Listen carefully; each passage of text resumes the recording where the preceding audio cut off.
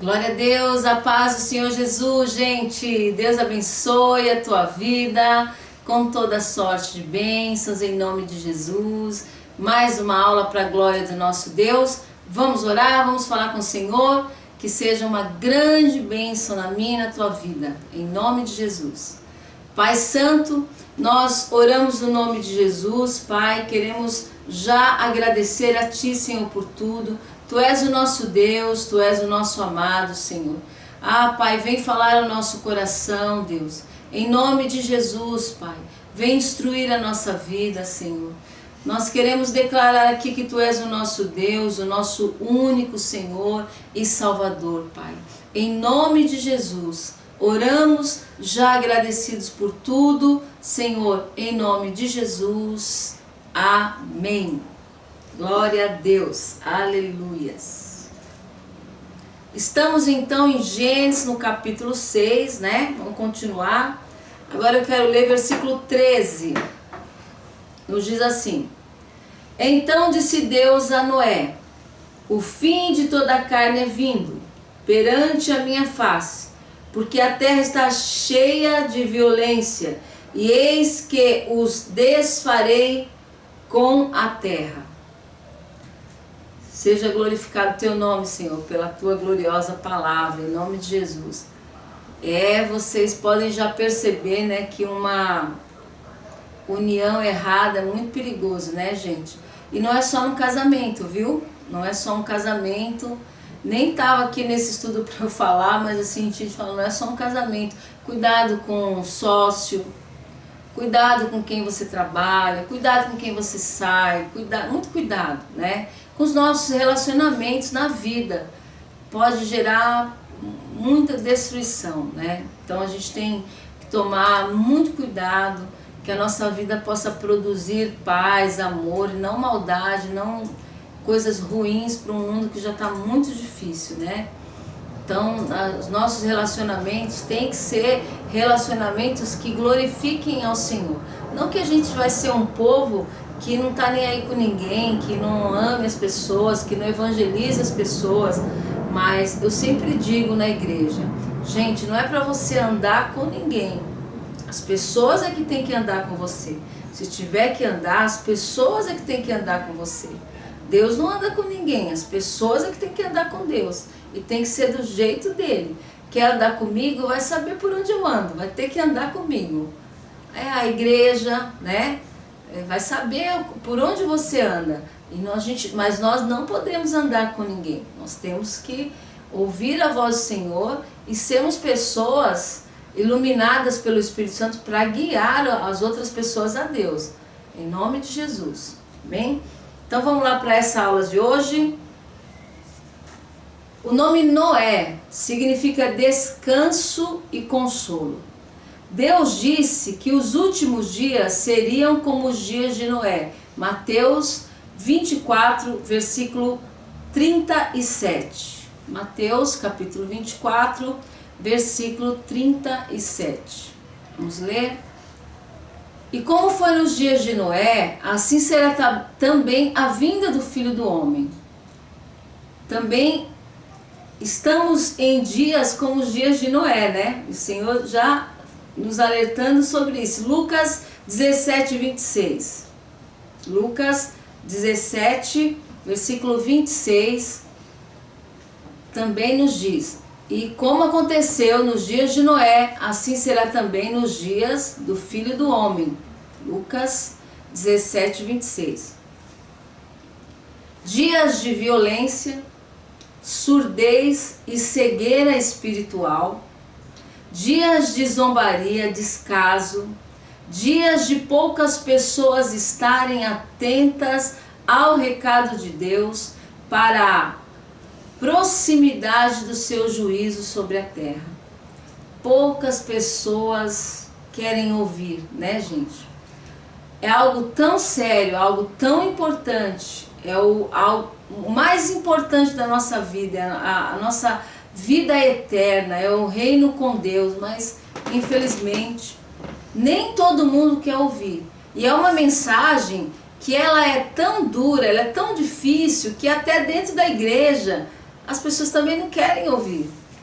Algumas pessoas não querem ouvir, mas essa é a realidade.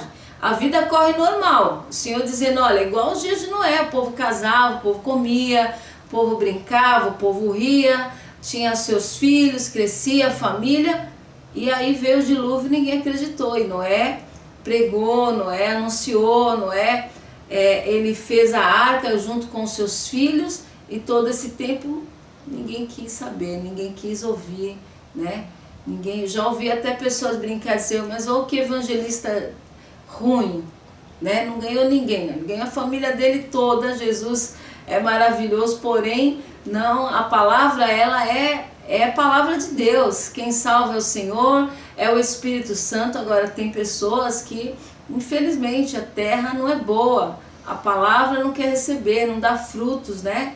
Então o Senhor viu a mistura, o Senhor viu que se perdeu, e Noé falou, avisou, mas poucos quiseram ouvir. Nossa parte qual é? Sabendo que está todo mundo de coração duro, que está tão difícil, que as pessoas não querem ouvir, a nossa parte é continuar pregando, a nossa parte é continuar anunciando. Gente, estamos nos dias como nos dias de Noé. Parece que vai tudo bem, que a gente vai caminhar, a vida que segue, vida que segue. Vamos ficar pronto, vamos ficar atentos, Jesus está voltando. Jesus está voltando para buscar a sua noiva, buscar a sua igreja. Temos que continuar fazendo a nossa parte. A porta da arca, ela é fechada por Deus no 6º dia, e a terra é destruída pelo dilúvio. O posicionamento teria que ser antes do juízo. Noé permanece 1 ano na arca. No 5º mês, ela para no Monte Ararat. Gênesis 8, versículo 4. Gênesis, capítulo 8, versículo 4. E a arca repousou no 7º mês, no dia 17 do mês, sobre os montes de Ararat.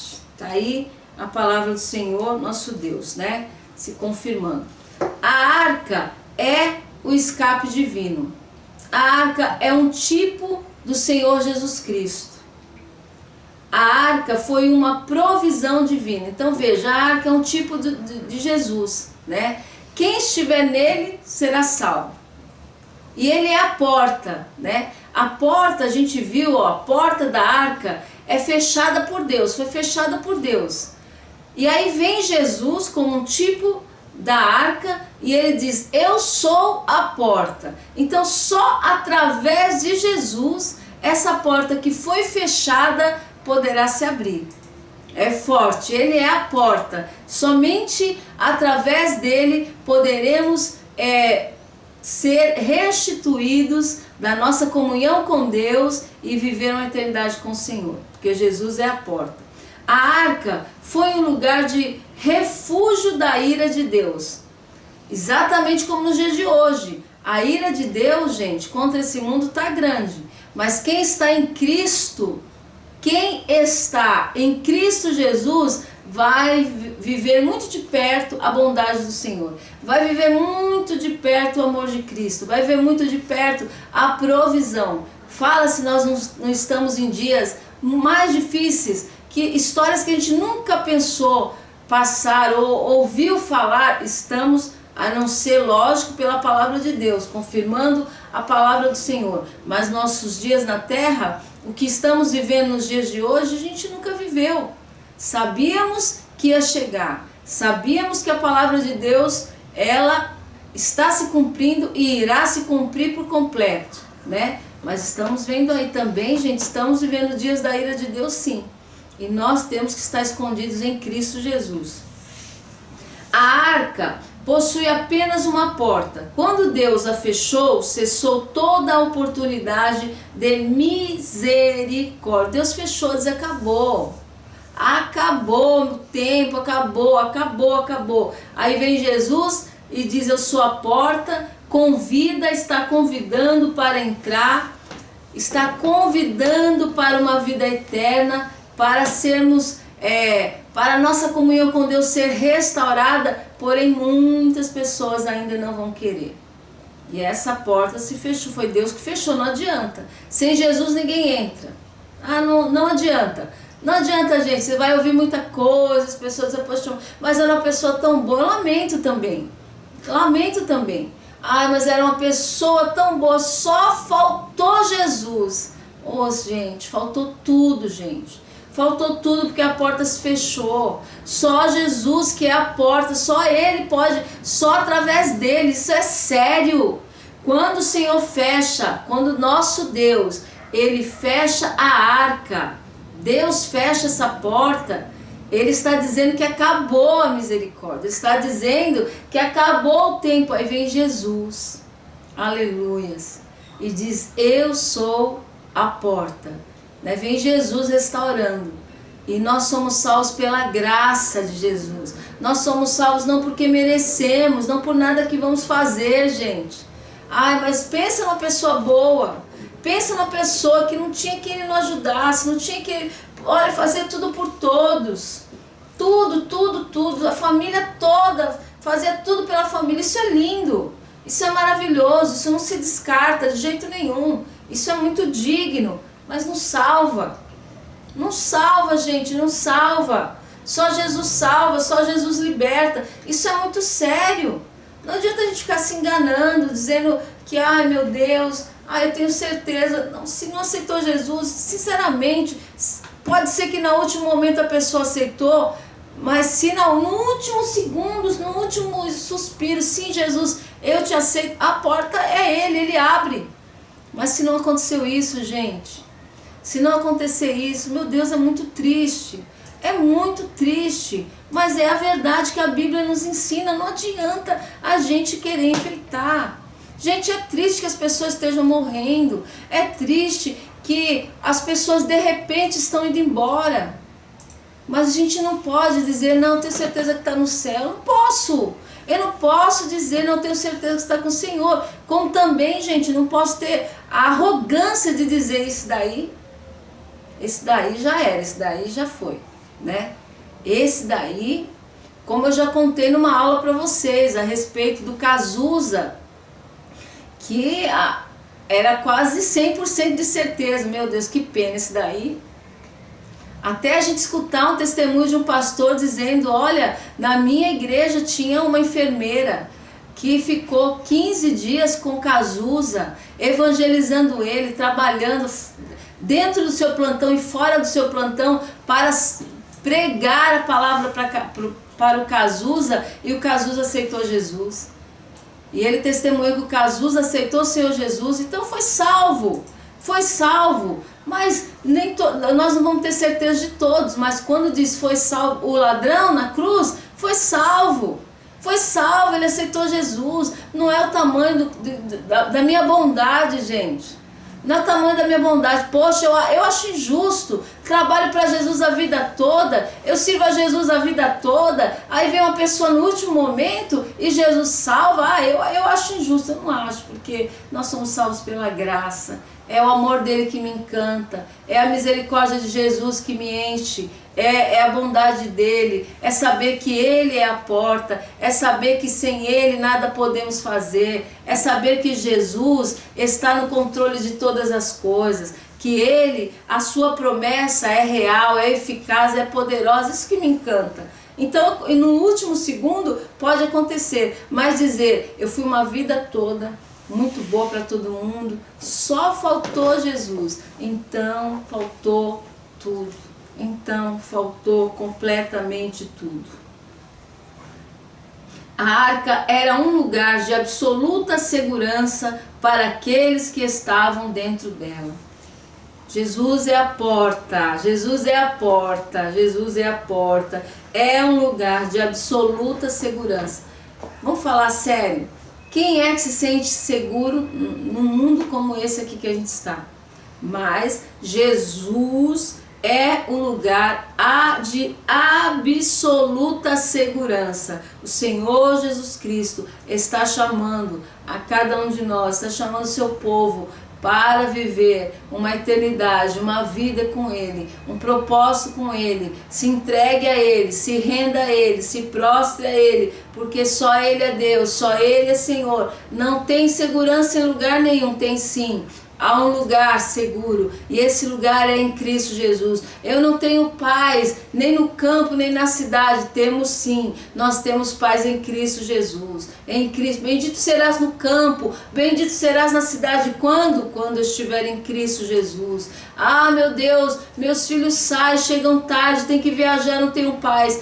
Temos sim. Quando encaminhamos nossos filhos, você tem que estar em Cristo Jesus. Sua vida tem que estar conectada com o céu. Você não pode esquecer de buscar esse Deus vivo e poderoso todos os dias. E aí ele diz que é um lugar, estar em Cristo é um lugar de absoluta segurança para todos que nele confiam, para todos que entregam a sua vida, para todos que se rendem a Ele. Jesus é o lugar que eu preciso. Jesus é a segurança que eu preciso. É o único e suficiente Salvador da minha vida. Ninguém vem ao Pai senão por mim. Então em quem que a gente vai acreditar? É na palavra, é em Cristo. Ele disse, ninguém vem ao Pai. Jesus, mas essa pessoa... Não, ninguém vem ao Pai. Jesus, mas essa pessoa... Não, ninguém vem ao Pai senão por mim. Porque o próprio Deus, o Deus Pai, fechou a porta. E aí vem Jesus e diz, olha, eu sou a porta. Então vamos entrar por essa porta e pode ter certeza que vamos nos sentir completamente seguros, porque só Ele nos dá essa segurança. Gênesis no capítulo 7 nos diz assim, depois disse o Senhor a Noé, entra tu, toda a tua casa na arca, porque te hei visto justo diante de mim nesta geração. De todo animal limpo tomarás para ti 7, e 7 o macho e sua fêmea. Mas dos animais que não são limpos, 2, o macho e sua fêmea. Também das aves do céu, 7, macho e fêmea, para se conservar em vida a semente sobre a face de toda a terra. Porque passado ainda 7 dias, farei chover sobre a terra 40 dias, 40 noites, e desfarei de sobre a face da terra toda a substância que fiz. Fez Noé conforme tudo o que o Senhor lhe ordenara. E era Noé da idade de 600 anos, quando o dilúvio das águas veio sobre a terra. Entrou Noé, seus filhos, sua mulher e as mulheres de seus filhos com ele na arca por causa das águas do dilúvio. Dos animais limpos e dos animais que não são limpos, e das aves e de todo réptil sobre a terra. Entraram de 2 em 2 para Noé na arca, macho e fêmea, como Deus ordenara a Noé. E aconteceu que, passados 7 dias, vieram sobre a terra as águas do dilúvio. No ano 600 da vida de Noé, no mês segundo, aos 17 dias do mês, naquele mesmo dia, se romperam todas as fontes do grande abismo, e a janela dos céus se abriram, e houve chuva sobre a terra 40 dias e 40 noites. E no mesmo dia entrou Noé, Sem, Cã e Jafé, e os filhos de Noé, como também a mulher de Noé, e as 3 mulheres de seus filhos com ele na arca. E ele, todo animal conforme a sua espécie, e todo gado conforme a sua espécie, e todo réptil que se roja sobre a terra conforme a sua espécie, e toda ave conforme a sua espécie, todo pássaro de toda qualidade, e de toda a carne em que havia espírito de vida, entraram de 2 em 2 para Noé na arca. E os que entraram macho e fêmea de toda a carne entraram como Deus lhe tinha ordenado, e o Senhor a fechou por fora. Então, o tempo do julgamento, né? Deus informou a Noé que o dilúvio viria dentro de 7 dias. Noé e sua família teriam que permanecer 7 dias dentro da arca, antes do início do dilúvio. Não há dúvidas de que o mundo do lado de fora riu e zombou deles. Glória a Deus, voltando. Então vamos falar aqui como ocorreu o dilúvio. O mundo nunca tinha visto um dilúvio, entretanto ele veio. A chuva caiu dos céus durante 40 dias, 40 noites, e os reservatórios subterrâneos foram abertos.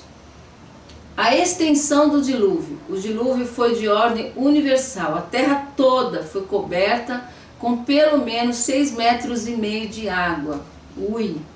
Nenhuma criatura que respirava sobreviveu fora da arca. Capítulo 9 de Gênesis. Abençoou Deus a Noé e os seus filhos e disse-lhes: frutificai, multiplicai-vos e enchei a terra.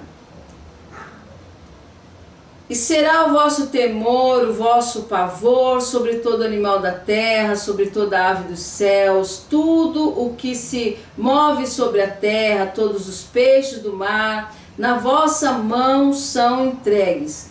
Tudo quanto se move, que é vivente, será para o vosso mantimento. Tudo vos tenho dado como a erva verde. A carne, porém, com sua vida, isto é, com seu sangue, não comereis. E certamente requererei o vosso sangue, o sangue da vossa vida, da mão de todo animal requererei, como também da mão do homem e da mão do irmão de cada um requererei a vida do homem. Através de 8 almas, o mundo foi repovoado. Através da família de Noé. Que tremendo, né? Deus, é um novo começo aqui no capítulo 9 de Gênesis. É acrescentado que para a proteção do homem, o temor dele estaria presente em todos os animais. Isto mostra como o pecado produziu miséria, desarmonia, mesmo entre a criação física. O sangue.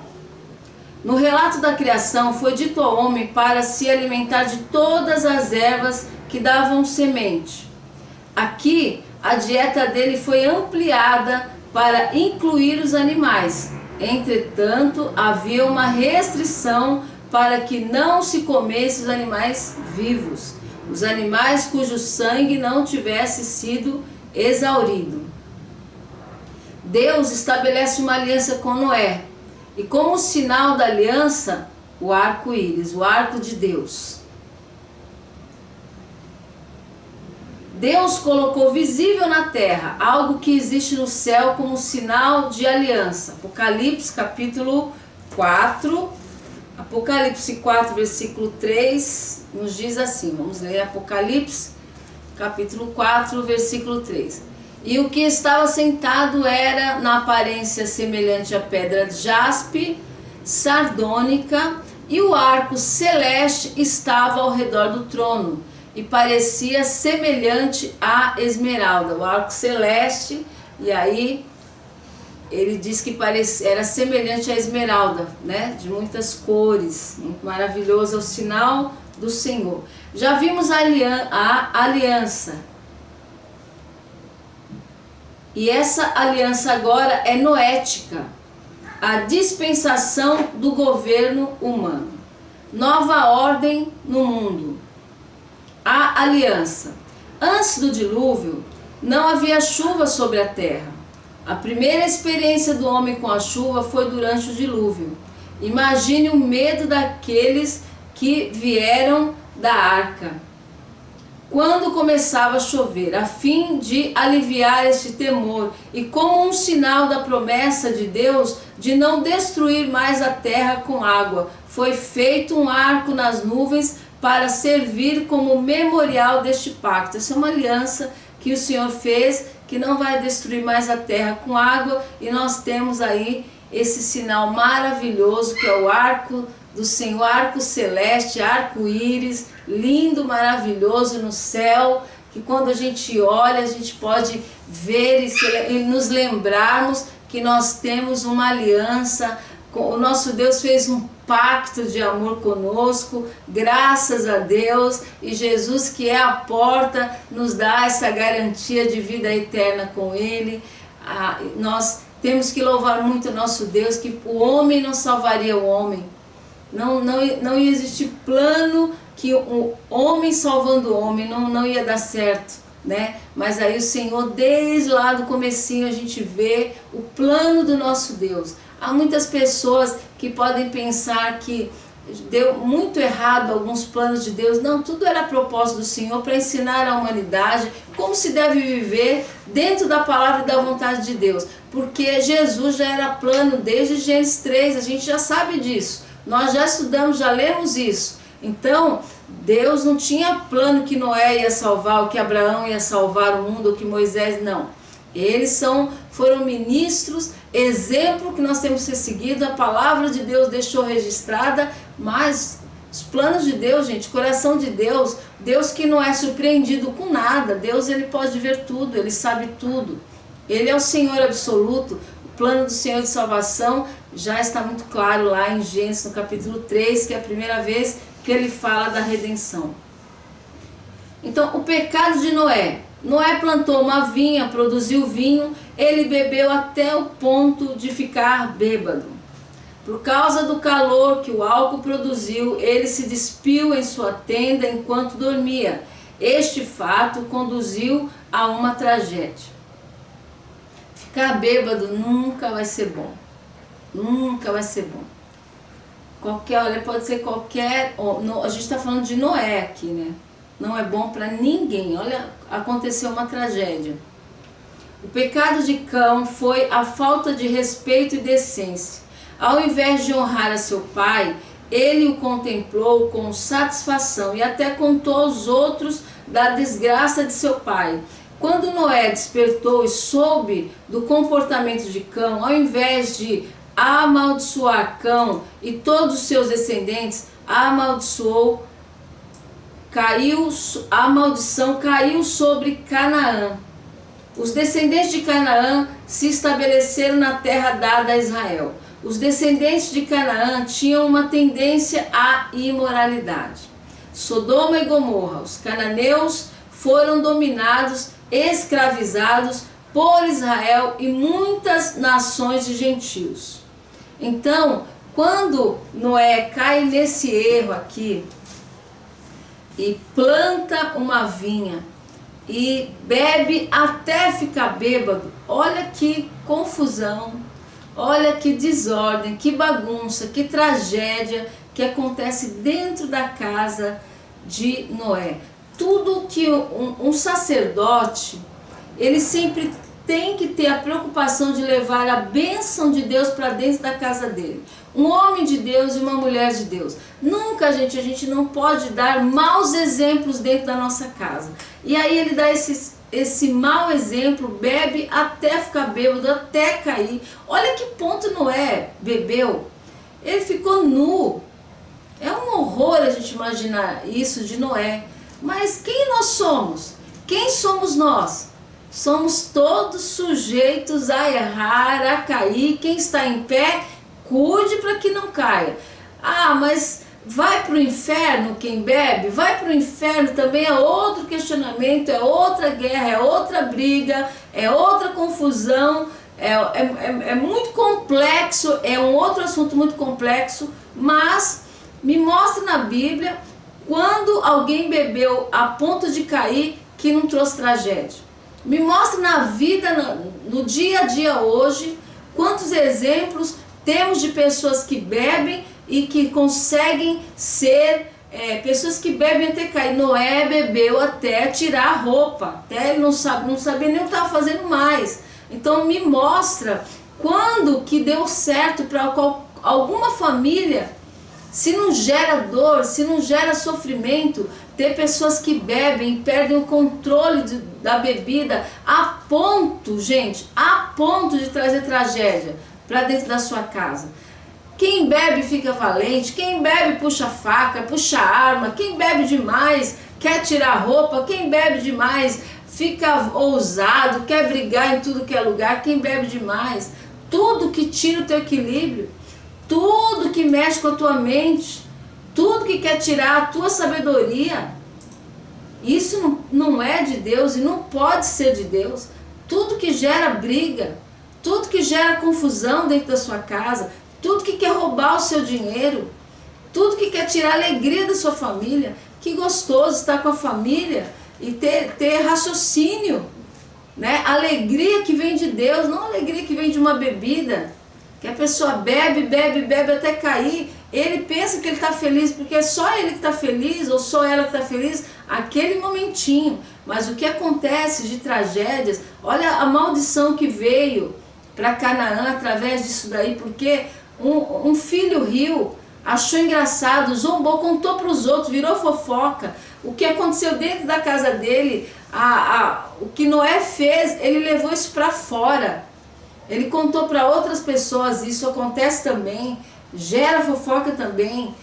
Eu preciso falar, eu preciso contar, daqui a pouco está todo mundo sabendo, um vizinho vê, gera fofoca, gera contenda, gera briga, gera confusão. Então isso não é bom, não é bom. E infelizmente acontece dentro da casa de Noé, e vamos guardar isso. Nossa casa nós temos que prestar muita atenção, para que nós precisamos ser exemplos, nós precisamos vigiar, nós precisamos trazer bênção para nossa casa.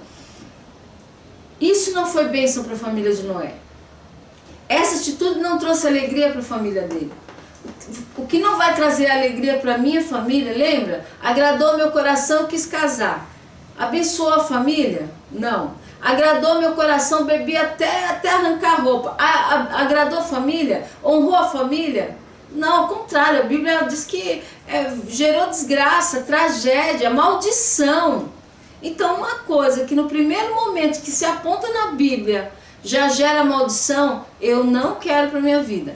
Eu não quero para minha casa, eu não quero para minha família.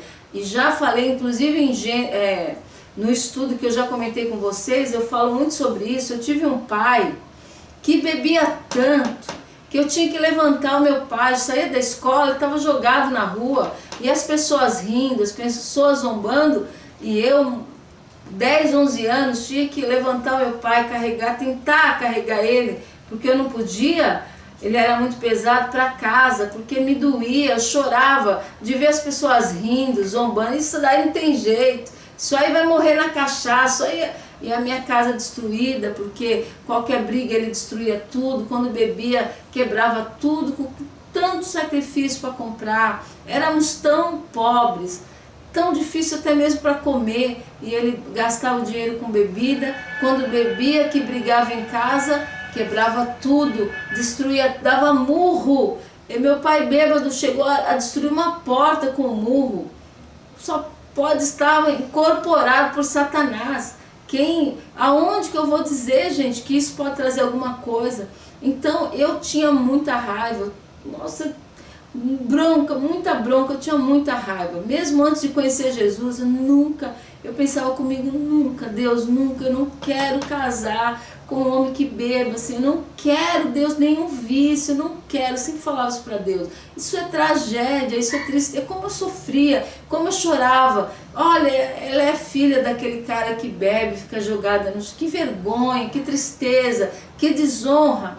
Não sei explicar para vocês que sentimento ruim que eu sentia de dor, de tristeza. Não queria ver o meu pai naquela situação, mas era o que a bebida fazia com ele.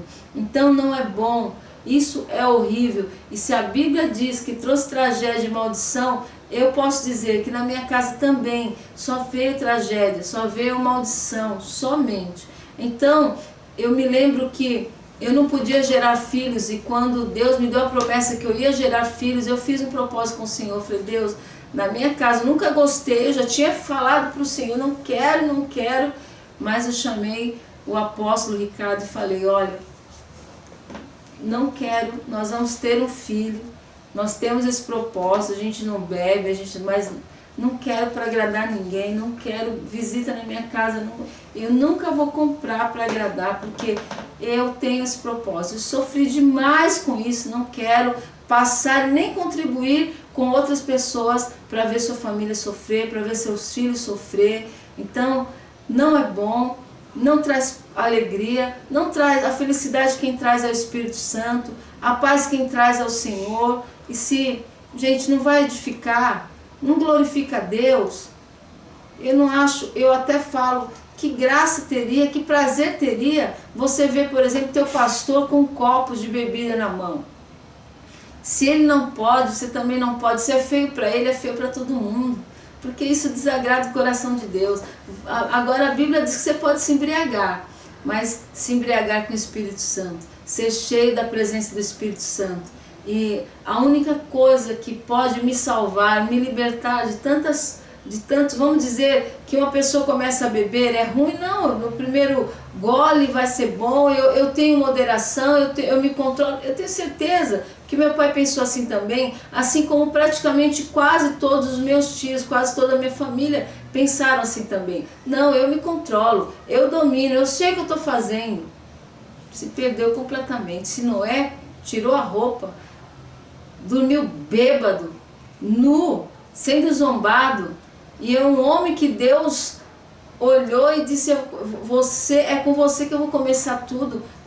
Caiu desse jeito, fez isso, a bebida fez isso com ele. Imagina com a gente, fora da nossa vida, tudo que é vício, tudo que traz maldição, tudo que traz doença. Ah, mas por quê? Se traz tristeza, se traz maldição, se traz doença, gente, fora da nossa vida. Que o Espírito é capaz de trazer muita alegria, muita alegria, muita alegria, muita paz para todos nós, para mim, para você e para toda a nossa família. Jesus te abençoe poderosamente, com toda sorte de bênçãos. Não esquece, eu amo você e Jesus te ama muito, muito, muito, muito, muito, muito. Deus abençoe, gente. Até a próxima aula. Tchau, tchau.